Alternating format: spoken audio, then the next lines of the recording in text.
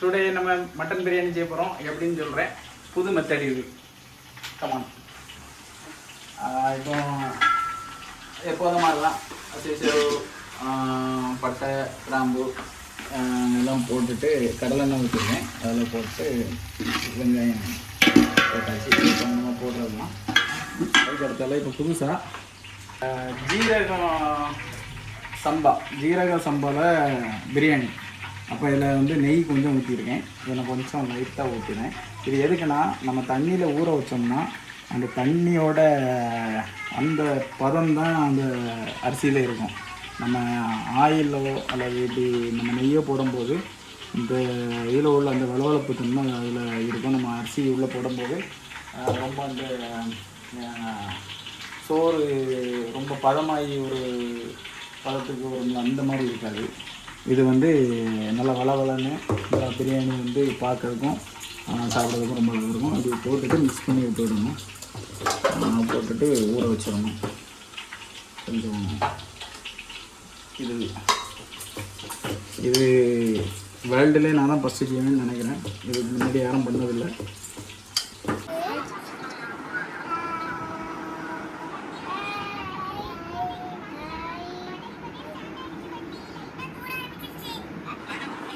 கசகசா கொஞ்சம் இடித்து வச்சுக்கிடுவோம். இதுவும் ஆக்சுவலாக புறநாட்ட பருப்பும் சேர்த்து மிக்ஸ் பண்ணணும். நம்மகிட்ட இல்லை ஓடுறதுக்கு மாற்றி விட்டு அதனால் இந்த ஒன்று ஏலக்காய் போட்டுக்கலாம். அது வெங்காயம் உள்ளே போட்டுருக்கோம்னா கொஞ்சம் இதாக இருக்குது. அந்த கலர் கொஞ்சம் வரைச்சி ப்ரௌன் கலர் வந்துட்டோம்னா அதுக்கப்புறம் தான் எடுத்து வைக்கிட்டோம்.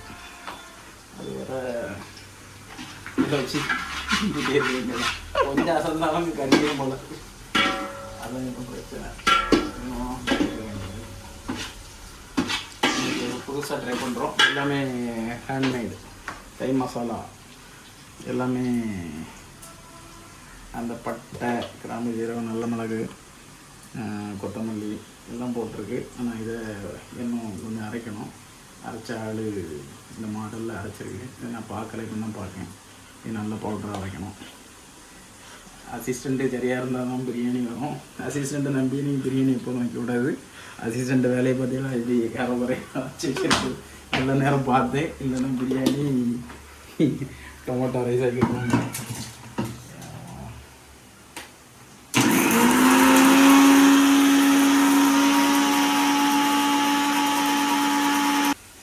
ஆயிலோடையே கொஞ்சோண்டு பேருக்கு வத்தல் பேருக்கு ரொம்ப போடலாம்.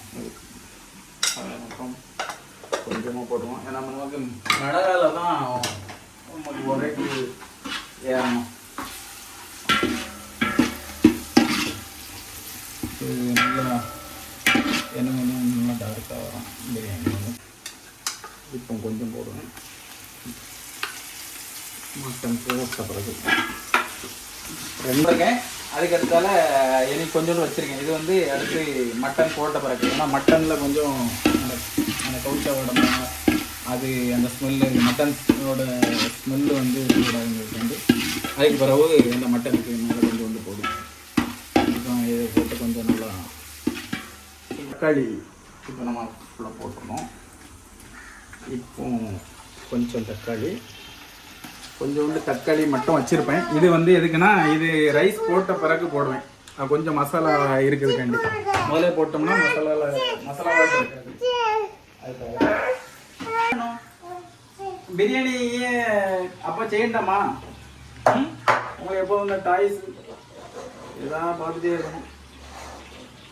ஒன்று டாய்ஸ் விடணும். அப்படி இல்லைன்னா டேப்பில் எதாவது பண்ணணும். என்ன பார்க்கலாம்? சரி போங்க. என்ன பார்க்குற?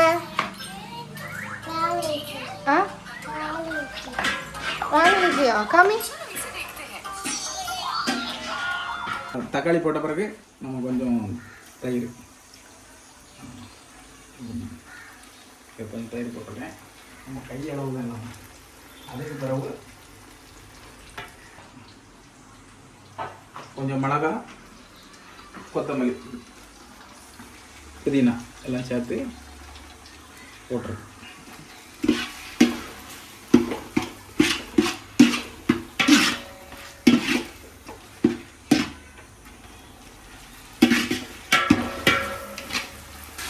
ஆயில் கொஞ்சம் கம்மியாக இருந்த மாதிரி இருக்குது. அதனால கொஞ்சம் ஆயில் எல்லாமே கையளவு தான்.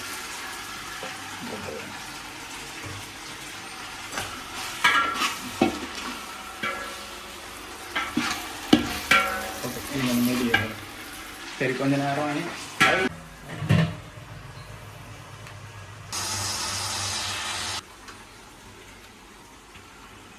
கொஞ்சம் வேக வச்சிருக்கு.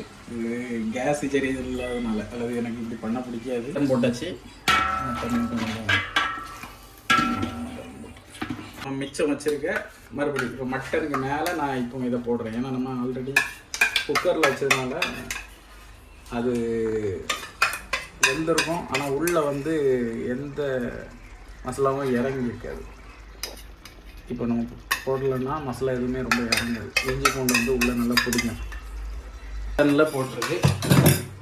போட்டு மறுபடியும் நல்லா கிண்டி விடலாம். கிண்டி விட்டுட்டு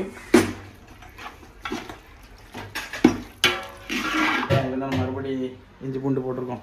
நல்லா கொஞ்சம் வெயிட் பண்ணுவோம். அதுக்கு பிறகு மறுபடியும் நான் சொல்கிறேன் எப்படி என்ன பண்ணுவோம். தேங்காய் பால் அரைச்சி வச்சது இதில் இருக்குது. சரி, ஓகே. தேங்காய் பால் அரைச்சி வச்சது. தேங்காய் இது ஏலக்காவும் போட்டிருக்கு. போட்டால் கொஞ்சம் வாசமாக இருக்கும், நல்லாயிருக்கும். மசாலாவை இது வந்து ஹேண்ட்மேடு கை மசாலா இப்போ போட போகிறோம்.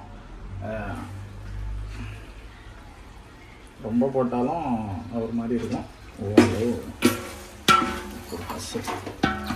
கண்டிப்பாக கொஞ்சம்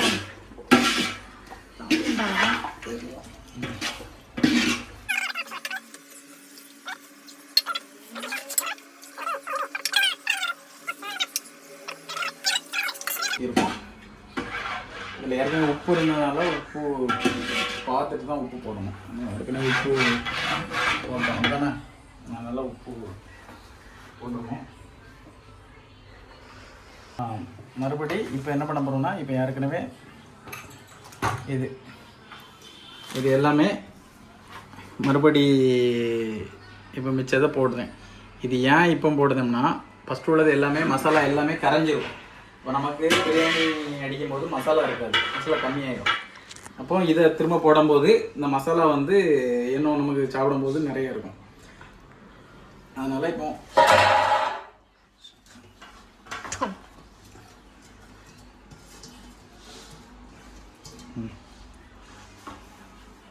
போட்டுக்கிடுவோம்.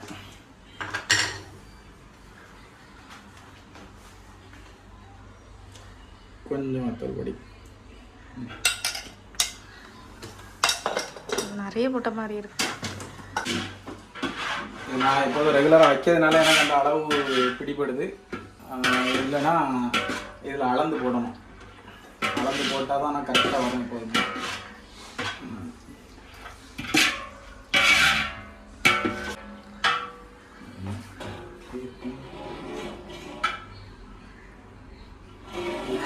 நம்ம லைட்டாக பார்த்துக்கிடுவோம்.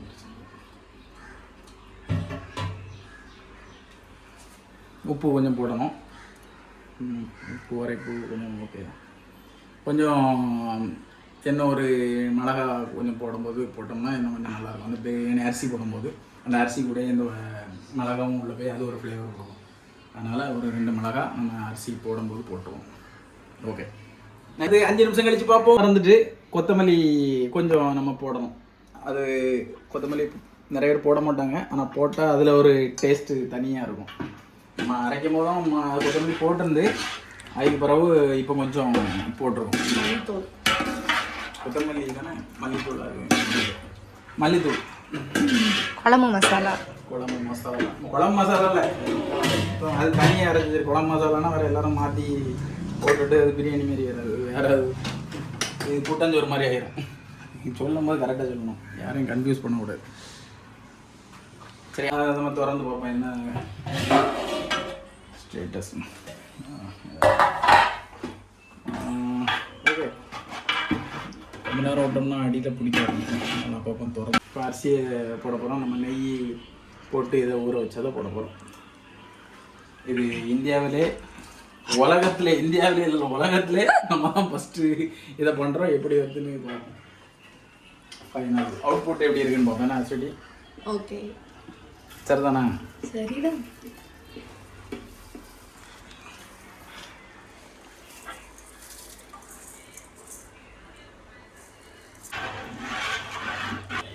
மிளகாவை போட்டு ஒரு தடவை அதை கிண்டி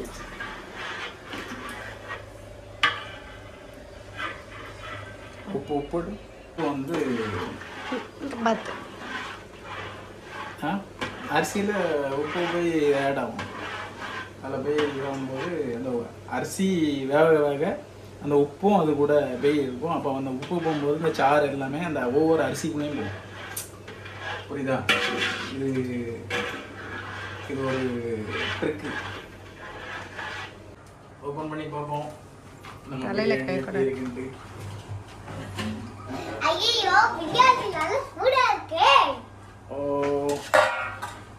ஃபைனலாக பிரியாணி நம்ம எதிர்பார்த்த மாதிரியே வந்துட்டுன்னு நினைக்கிறேன். நல்லா உருந்து வந்திருக்கு, உதிர்ந்துட்டு. ஆமாம், எதிர்பார்த்த மாதிரி வந்துட்டு நல்லா வந்துடலாப்பா. சூப்பர். நானே இந்த அளவுக்கு எதிர்பார்க்கல. இங்கே அந்தளவுக்கு வந்துட்டு. சரி, டேஸ்ட் எப்படி இருக்குன்னு நினைப்பாங்க. சரி, பிரியாணி ஒரு அடி பிடிக்கலைங்க பாருங்கள். மெயினாக இங்கே பாருங்கள் இங்கே அடி பாருங்க, ஒரு அடி பிடிக்கலை. அழகாக வந்திருக்கு. சரி, கொஞ்சம் ஒரு தட்டில் கொஞ்சோண்டு பிரியாணி.